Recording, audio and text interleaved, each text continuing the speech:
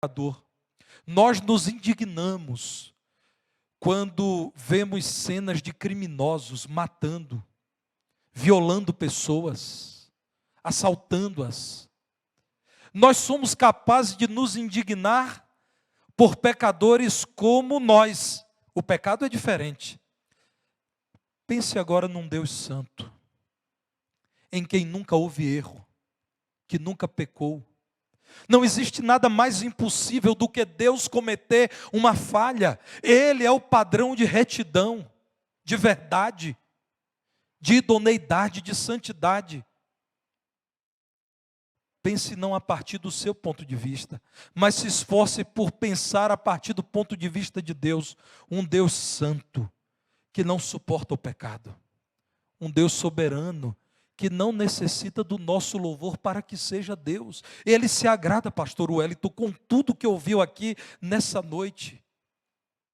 Mas se os irmãos que cantaram tão bem nessa noite se negarem a cantar para a glória dele, ele continua sendo Deus, cheio de glória e poder. Se coloquem no lugar de Deus, meus irmãos. Decidir amar pecadores. Romanos 5,8 diz: Deus prova o seu próprio amor para conosco, pelo fato de ter Cristo morrido por nós, sendo nós ainda pecadores.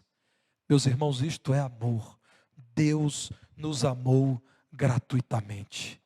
Há um dos textos da palavra de Deus, na primeira carta de João, que estão entre aqueles que são os meus prediletos para falar do amor de Deus pelo homem. 1 de João 2,2. Vejam que declaração, irmãos. Jesus Cristo justo, o nosso advogado junto ao Pai, 1 de João 2,2, é a propiciação, é a oferta, é o sacrifício, é a entrega pelos nossos pecados, e não somente pelos nossos próprios, mas ainda pelos do mundo inteiro. Jesus Cristo se entregou para que não houvesse um só homem com a possibilidade de dizer: eu estou perdido porque Deus não me ama, eu sou exceção. O amor dele é capaz de alcançar o mundo. A oferta perfeita do Calvário, aceita por Deus Pai, cumpriu a justiça de Deus de tal modo que, se toda a humanidade, ouvindo o Evangelho, vier a crer em Cristo, toda a humanidade será salva. É a oferta capaz de redimir todos, em todas as épocas, em todos os lugares. E isso é amor gratuito. O amor gracioso é aquele que nos ofertou vida abundante.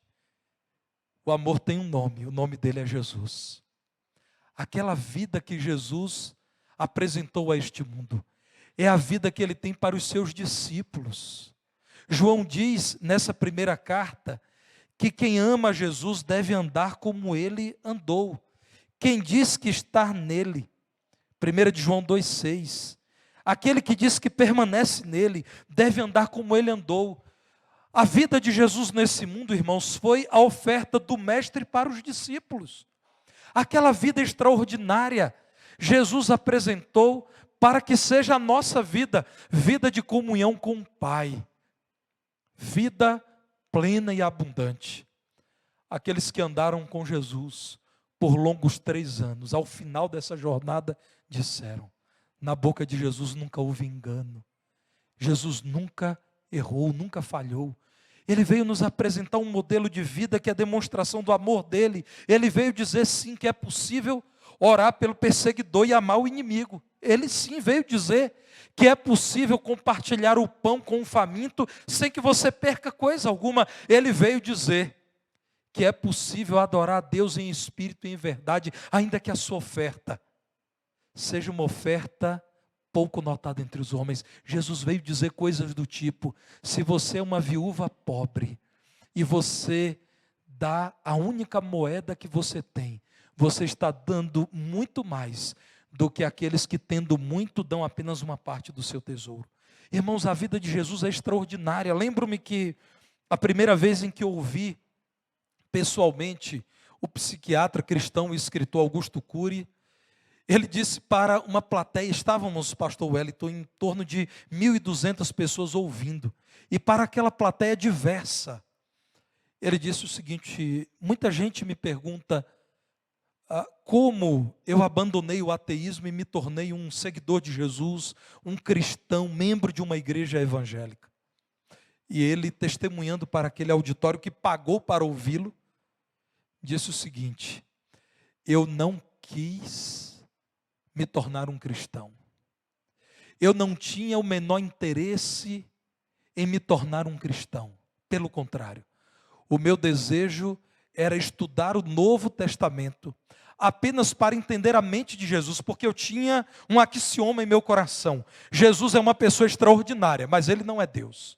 E ele foi ler o Novo Testamento criteriosamente, estudar, porque ele queria entender a ética de Jesus, os valores de Jesus, a liderança de Jesus. Irmãos, ele disse no auditório: o que acontece comigo é que eu me expus a Jesus, e quem se expõe a Jesus e a palavra de Jesus descobre que ele não era uma mente brilhante, descobre que ele era Deus.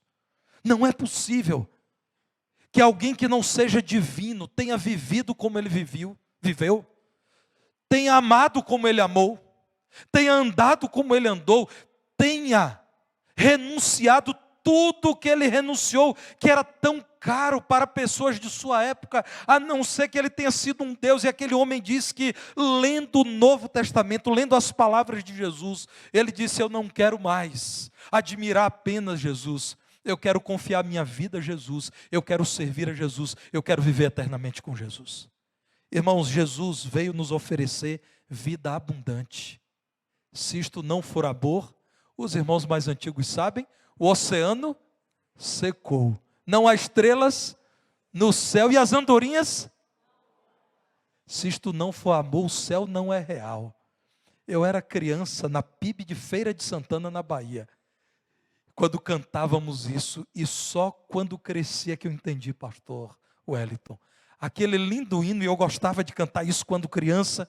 Aquele hino dizia o seguinte: se o que Jesus Cristo fez no Calvário não é amor, nada mais tem sentido, porque não existe nada mais dadivoso da parte de Deus do que Deus cumprir a justiça dele, e a justiça dele é: o salário do pecado é a morte. Não existe nada mais gracioso do que Deus, olhando para si mesmo, dizer: eu não irei me contradizer, a minha justiça perfeita diz que uma vida deve ser dada em lugar de outra vida, que sem derramamento de sangue não há remissão de pecados. Então eu assumirei a condição de homem e me oferecerei pelos homens. E como a oferta é perfeita, eles serão, os que em mim creem, perfeitamente perdoados por toda a eternidade. Irmãos, que plano extraordinário. Um dos nossos escritores que formaram a mente batista brasileira, Langston, autor do famoso Esboço de Teologia Sistemática, diz o seguinte: em Jesus, Deus pegou a mão de Deus, pegou a mão do homem e uniu essas duas mãos. O Deus homem, ele era Deus, mas ele se fez homem. Na condição de homem se sacrificou, na condição de Deus aprovou o sacrifício. Ah, meus irmãos, o quanto ainda precisaremos meditar acerca do amor do Senhor, para compreendermos um pouco do grande sacrifício do Senhor por nós. Você conhece o que é amor.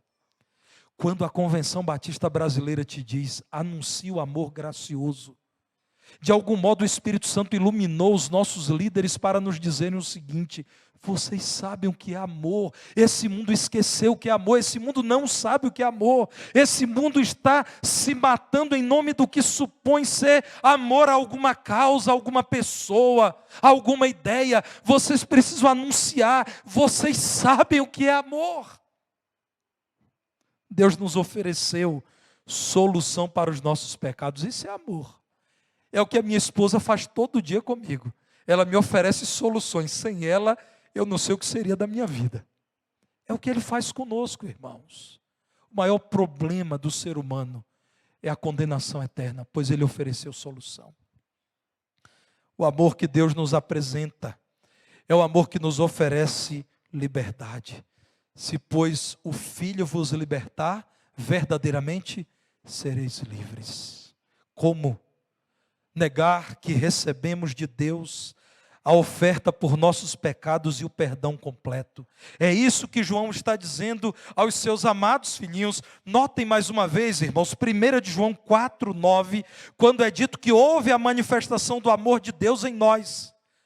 Como se dá esta manifestação, esta apresentação? Deus agiu, enviando o seu Filho unigênito ao mundo, para recebermos a vida de Jesus. Verso 10, o amor consiste nisso. Não que nós amamos a Deus, mas em que Ele nos amou e Ele agiu. Ele enviou o seu Filho como oferta, propiciação pelos nossos pecados.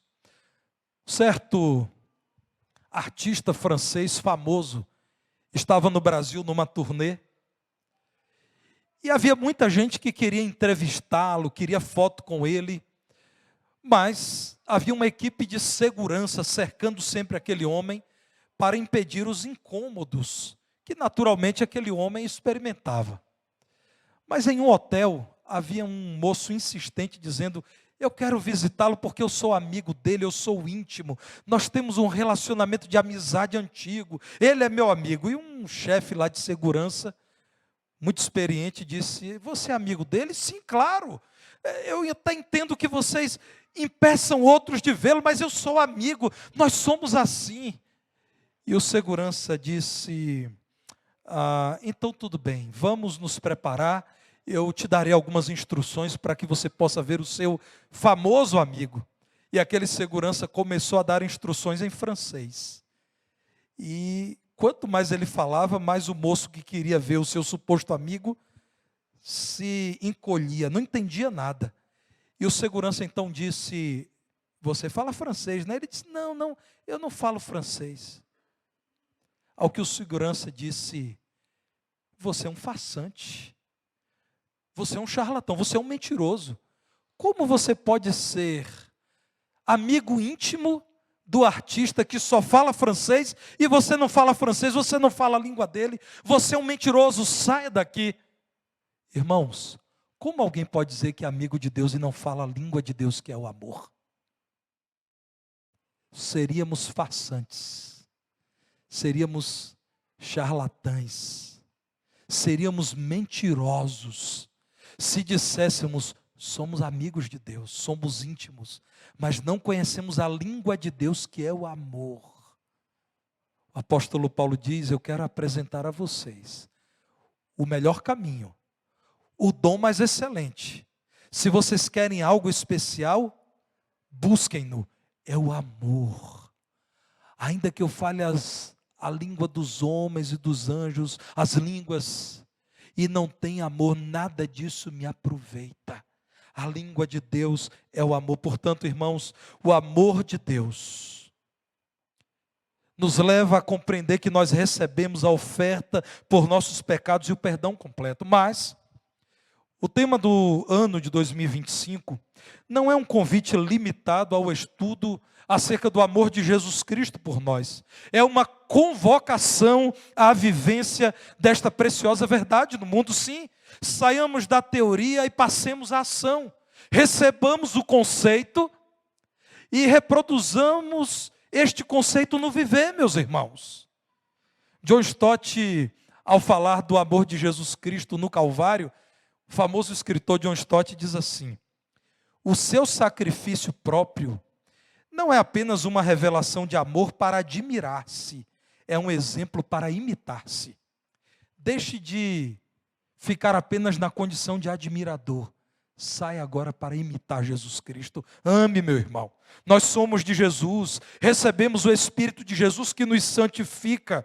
Portanto, nós temos o exemplo para imitar Jesus e temos poder para praticar o amor de Jesus, porque temos o Espírito Santo. Possível esta tarefa sobre-humana. Pergunto à segunda igreja: se nós, os crentes, discípulos de Jesus, homens e mulheres redimidas pelo amor do Senhor, não quisermos amar como Jesus nos ama, quem poderá praticar o mandamento do amor, irmãos? Quem poderá amar? Se nós estivermos temendo constatar que falta amor na igreja de Jesus, quem mais vai amar? Irmãos, o mundo está perdido. se não houver na igreja desejo sincero de andar como Jesus andou, de imitar o Senhor, de amar como Jesus amou. Onde esse mundo conhecerá amor? Como esse mundo conhecerá o amor?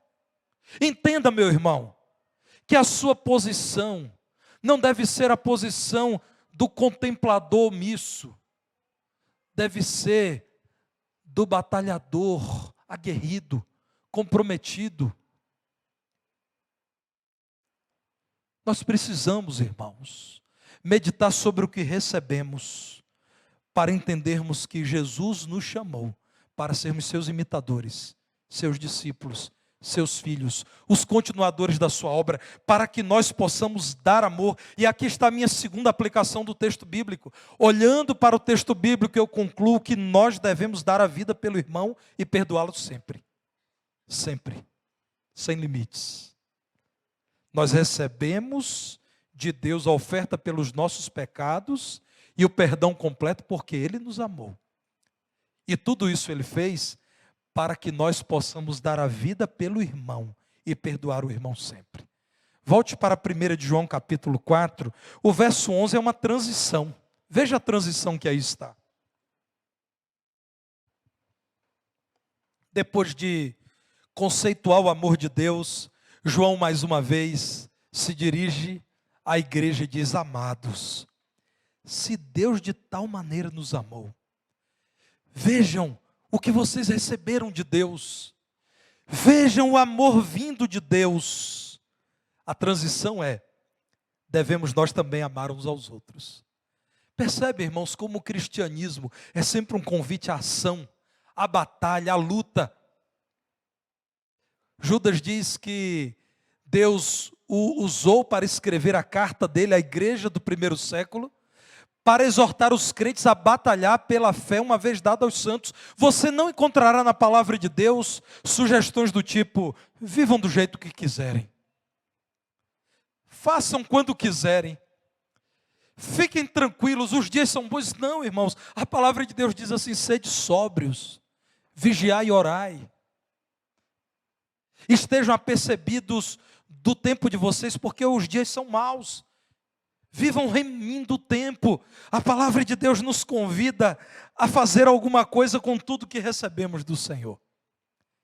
Tudo que Ele nos deu. Diz o saudoso e famoso príncipe dos pregadores Spurgeon: Ele nos deu com o alvo de compartilharmos com o mundo inteiro. João Calvino diz, eu não concordo em tudo com Calvino, mas isso é verdadeiro. Ele diz assim: o mundo é o palco da glória de Deus. Você não está no mundo para ganhar um pouco de dinheiro, construir uma bela casa, viver numa bela cidade imperial. Você não está aqui para isso. Você está aqui para glorificar a Deus. A razão da sua vida não é conseguir completar a carreira e aposentar-se bem. E de repente vim morar em Petrópolis olhando para o lago. Estou começando a sonhar com isso. Deus te chamou para espelhar a glória dele nesse mundo.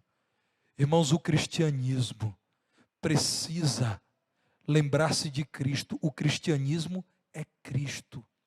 Jesus Cristo percorria todas as cidades e aldeias, como diz o apóstolo, fazendo o bem e curando a todos os oprimidos do diabo, porque Deus era com ele.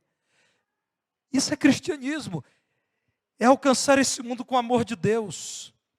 Essa transição nos leva a uma grande consequência da certeza de que temos, de que Deus nos amou. A consequência é: quem recebeu amor da fonte, acaba transbordando em amor para derramar amor sobre o mundo todo. Meus irmãos, vejam o verso 12.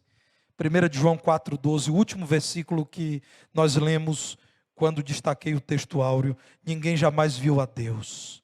Se amarmos uns aos outros, Deus permanece em nós, e o seu amor é em nós aperfeiçoado. Ninguém jamais viu a Deus. No Antigo Testamento fala-se do anjo de Deus, da presença de Deus. Nós não temos visto Deus face a face, diz a palavra de Deus que esse dia ainda chegará.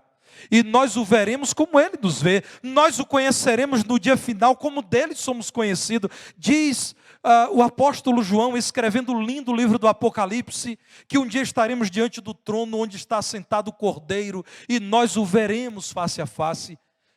Mas nesse mundo, como é que podemos ver o Senhor? Veja João 13, verso 34. Por favor, olhe lá para aquilo que João escreveu da parte de Deus. João 13, verso 34. Novo mandamento vos dou, que vos ameis uns aos outros, assim como eu vos amei. Que também vos ameis uns aos outros. Nisto conhecerão todos que sois meus discípulos, se tiverdes amor uns aos outros. Como o mundo verá o Senhor, e verá o Senhor em nós, se formos capazes, nesses dias tão confusos de desamor e ódio, de conflitos e guerras, de brigas, de divisões, de cisões em famílias e até em igrejas, se formos capazes de dar aquilo que recebemos, recebemos o amor de Deus para amarmos aquele que está ao nosso redor. Voltando a 1 de João, no capítulo 4, vejam o verso 19, João diz: nós amamos, porque Ele nos amou primeiro. João diz, é claro que a vida do crente é amar. Nós amamos. Os crentes amam porque receberam o amor de Deus. Verso de número 20. Se alguém disser por aí, amo a Deus, enquanto odeia seu irmão, irmãos, vejam bem, não sou eu quem está dizendo isso. Se você se sente ofendido com o que você vai ouvir aqui, converse com Deus, que é o Senhor da palavra, não comigo. A palavra de Deus está dizendo que se você diz amo Deus, mas você odeia o seu irmão, você é mentiroso. A palavra de Deus está dizendo que não é possível da mesma fonte jorrar bênção e maldição, amor e ódio. Não é possível que você tenha uma seção do seu coração destinada a amar a Deus e uma outra seção do coração, uma sala do coração, um departamento, o departamento do ódio, a quem te persegue, a quem te maltrata, a quem não te agrada. Se alguém disser amo a Deus e odiar a seu irmão, é mentiroso. Irmãos, me permitam dizer, isso aqui incomoda os irmãos agora que os irmãos estão ouvindo. Mas isso me incomodou nas muitas leituras que fiz do texto enquanto eu me preparava para pregar para os irmãos. Isso me incomoda. Isso me fez perguntar a mim mesmo, eu odeio alguém? Porque se eu odeio alguém, eu sou uma farsa. Eu sou uma mentira, eu não sou cristão. Aquele que não ama seu irmão, a quem vê, não pode amar a Deus a quem não vê. Ora, temos da parte dele este mandamento. Não é sugestão não, irmãos. É ordenança. Sabe o batismo? Não é uma sugestão. Todo crente em Jesus Cristo deve professar a sua fé publicamente e receber o batismo nas águas. É ordenança do Senhor, não é sugestão. Pois aqui está sendo dito que é um mandamento, não é uma sugestão, não é uma possibilidade. O que está sendo dito em 1 de João 4, 21 é: aquele que ama a Deus, ame também a seu irmão. Nós devemos amar o irmão sem expectativa de recompensa. Qual é a recompensa que Jesus Cristo teve por amar tanto? A recompensa dele foi a cruz, meu irmão. 1 de João 3,14. Nós sabemos que já passamos da morte para a vida, porque amamos os irmãos. Aquele que não ama, permanece na morte. Não renasceu. Não recebeu fôlego de vida da parte de Deus, porque Deus é amor. Quem não ama, continua morto em seus pecados. Nós devemos amar o irmão como Cristo amou, sem expectativa de recompensa. Porque os obreiros dessa igreja servem aos irmãos, porque eles amam ao Senhor e amam o povo do Senhor. Porque você deve visitar o enfermo no hospital. Porque você deve levar pão ao empobrecido na casa dele. Porque você deve receber o irmão que perdeu a sua casa na enchente, no desabamento, no desastre. Porque você deve amar. E quem ama não espera recompensa. Qual pai, qual mãe cria seu filho em amor, fazendo as contas e dizendo: agora a dívida dele aos 15 anos de idade já está em 7,5 milhões. Mas quando ele estiver trabalhando, eu vou parcelar isso em 20 anos. Nenhum de nós faz isso, irmãos. Nós sabemos o que é amar. É não esperar retorno. Aqui na segunda igreja, você que recebeu o poder do Espírito Santo, ame sem parar. Você recebeu esse amor da parte de Deus, você pode amar o seu irmão sem expectativa de recompensa. Você deve amar o seu irmão desejando que ele tenha o que você tem. 1 de João 2, a partir do verso 9, João está dizendo assim: aquele que diz estar na luz e odeia seu irmão, até agora está nas trevas. Irmãos, isso é muito sério. Como eu não conheço em profundidade esta igreja, os irmãos sabem que eu não estou falando para uma pessoa em particular. Eu estou falando para mim e para os meus irmãos. Irmãos, investiguem o coração de vocês. A palavra de Deus diz que se alguém odeia o seu irmão, é um perdido, não está salvo, não recebeu o Senhor. Aquele que odeia e percebe isso e se arrepende e abandona, esse é crente. Mas alguém que curte o ódio, alguém que diz: não, há 34 anos ela me falou aquilo, eu nunca vou esquecer, não é crente não, irmãos. Ah, não vou esquecer não. A minha esposa sabia muito bem, foi de caso pensado, quando ela não me ouviu naquela compra de 6 meses atrás. Irmãos, é muito sério o que a palavra de Deus está dizendo. Eu sei que você é pastoreado por um homem crente em Jesus, que já te disse, como os pastores anteriores disseram, que a Bíblia é inerrante, a Bíblia não erra. A palavra de Deus está dizendo que quem diz que é crente, mas continua odiando, está nas trevas, está cercado de pecado. Não é possível que alguém seja dirigido pelo Espírito Santo e pelo espírito do maligno. Aquele que ama seu irmão, verso 10, permanece na luz e nele não há tropeço. A vida é boa. A vida de quem ama é boa. Aquele, porém, que odeia seu irmão está nas trevas, verso 11, e anda nas trevas, e não sabe para onde vai, porque as trevas lhe cegaram os olhos. Não sabe o que está fazendo, está cego, rompeu com o Senhor, maltrata a criação do Senhor, não sabe o que está fazendo, é louco. Irmãos, nós deveríamos dizer a alguém que se nega a amar e perdoar: você é louco, arrependa-se, mude, você está destruindo a sua vida, você está caminhando para a perdição eterna. Nós devemos amar o irmão, desejando que ele tenha o que nós temos. E o que nós temos? Nós temos o perdão dos nossos familiares, a quem tantas vezes ofendemos. E o que nós temos? A aceitação de uma igreja. Nós ouvimos aqui de irmãos que estão há décadas nesta igreja. Foi falada aqui a história de uma querida irmã que é membro desta igreja há 70 anos. Eu fiz as contas ali, pastor Wellington. Ela foi batizada quando essa igreja tinha 6 anos de organizada.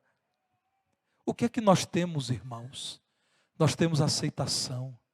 Nós temos quem nos serve. Nós temos quem nos ama, nós temos quem nos valoriza. Nós devemos dar ao irmão aquilo que temos. E devemos amar o irmão, ajudando-o em suas dificuldades. Amor é ação. Amor é atitude. Amor é compromisso que se vê nas obras. Você ama o seu irmão, ajude-o. Ame o seu irmão, firmando o compromisso de amar com ele, perdoando-o e valorizando-o. Conta-se que um homem, pai de família, casado, pai de 2 meninas, trabalhador,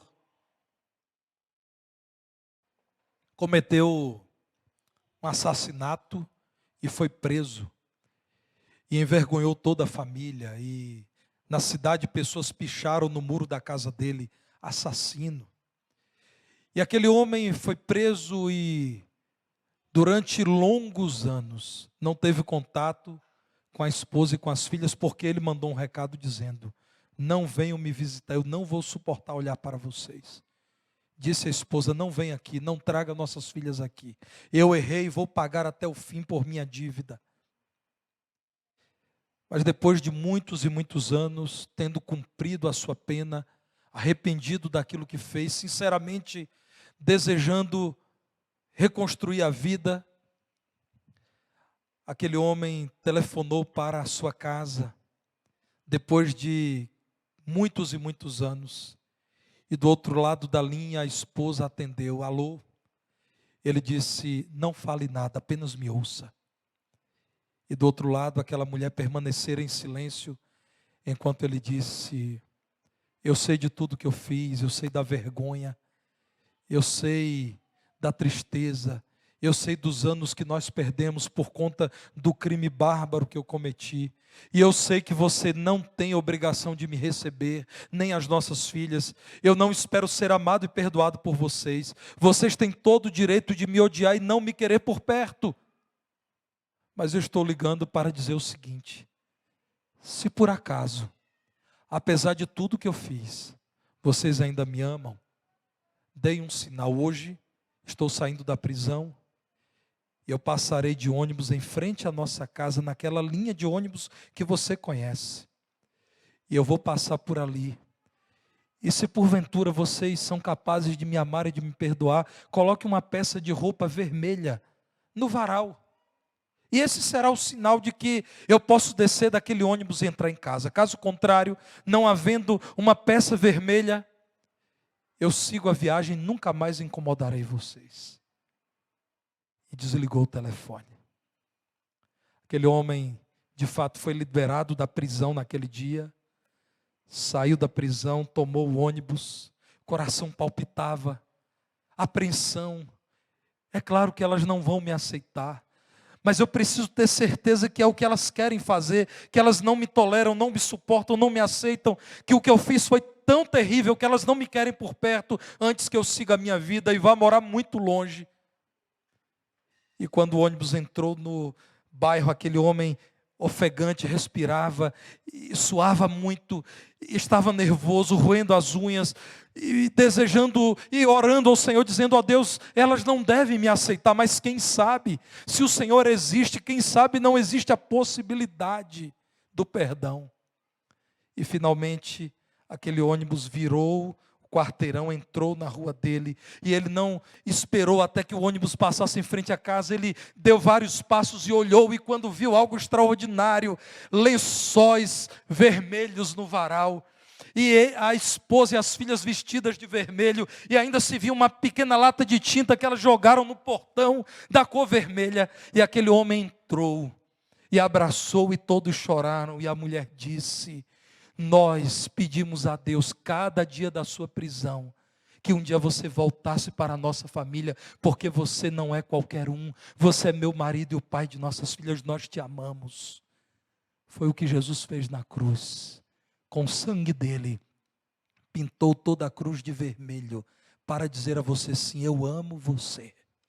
Foi o que Jesus disse, cravou na cruz, a nota de dívida que era contra nós, dos muitos pecados cometidos contra Ele, mas o sangue de Jesus derramado, que lavou-nos, que transformou na cor vermelha tudo que era contra nós, é a declaração de um Deus que diz, eu perdoei vocês, eu valorizei vocês, porque vocês se negariam a perdoar a quem ofendeu vocês, porque vocês desvalorizariam aqueles que são como vocês pecadores. Irmãos, o Espírito de Deus nos dá poder para, recebendo o amor gracioso de Deus, compartilhar esse amor que o mundo tanto necessita. Eu concluo com 1 de João 4,13. 1 de João 4,13, nisto conhecemos que permanecemos nele, que somos o povo dele, que somos a igreja dele, que representamos o Senhor Jesus aqui, que somos discípulos amados dele, que somos servos leais dele, nisto conhecemos que permanecemos nele e ele em nós, em que nos deu do seu Espírito. Você recebeu o Espírito Santo porque Deus te amou, te salvou, te santificou, te uniu a Ele, dando do Espírito dele a você. Porque você tem o Espírito, você é capaz de desobedecer a sua natureza que diz: devolva na mesma moeda. Não leve desaforo para casa. Brigue mesmo, exija seus direitos. Não fique por baixo, não perca a partida. Não baixe a cabeça, não seja fraco. Não é assim que nós ouvimos, irmãos? Os estímulos desse mundo não são esses. O Espírito de Deus nos dá poder para andarmos em amor e para compartilharmos o amor. O amor gracioso de Deus é o que nós recebemos para compartilharmos a este mundo que não sabe mais o que é o amor. A segunda igreja batista em Petrópolis existe para dizer a este mundo: existe amor, nós o conhecemos e queremos anunciá-lo. O nome dele é Jesus. Deus, pois, vos abençoe.